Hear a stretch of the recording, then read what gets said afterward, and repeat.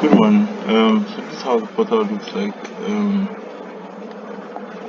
So you can be able to authenticate your release, verify a release with ease. You can request for authorization code, just one click away. You can capture your claims and you can also view your payment advice and bill status. So every hospital or provider has their own dedicated provider ID. So your provider ID will be sent to you so that you can be able to log in. Every hospital also has their password, but default password for every profile is password. So for then there are two roles: there's front officer and then civilian officer role. The front officer role is like the front desk officer in hospital.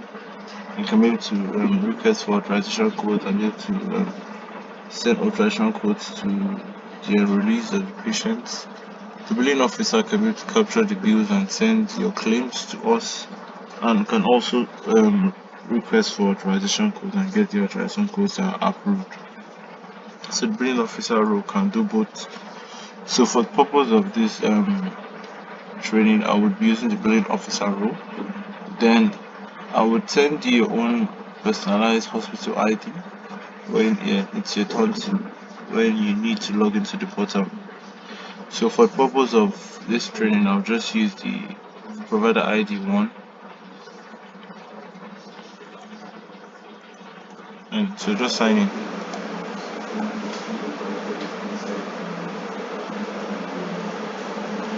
So when you come in, you would have seen welcome, your name of your hospital.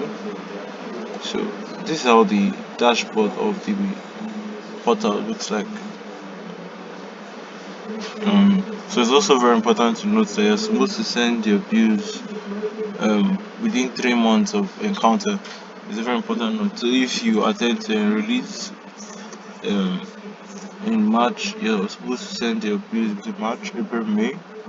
Latest in June, your bills should be sent. So uh, another advantage you can do through this portal is that you can be capturing your bills as a release come. I will trigger that in due course. So this is the dashboard, just the general information of release.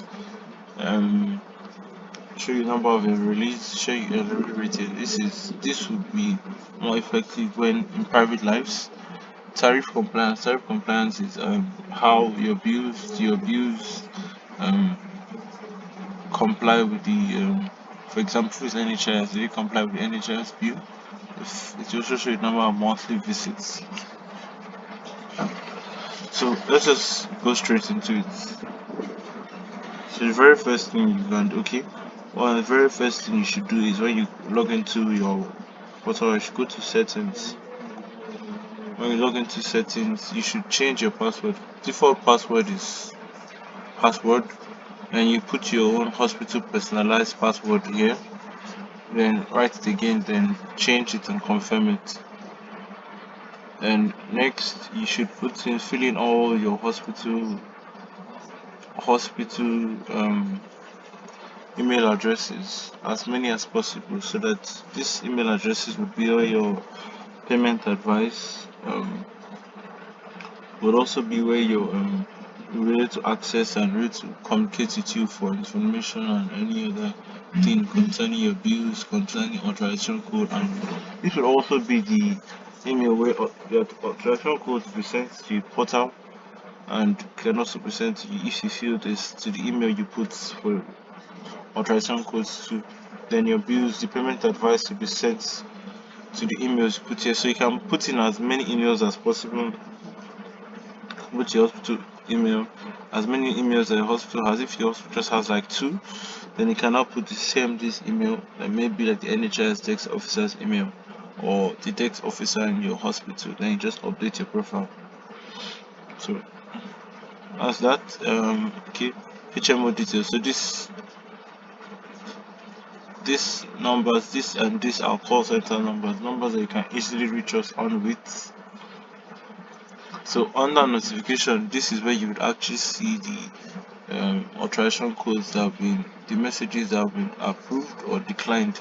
So if the authorization code is declined, just come under notification, you will see it, or if it's approved when you send a request, you will see it and you will see what it's authorized for.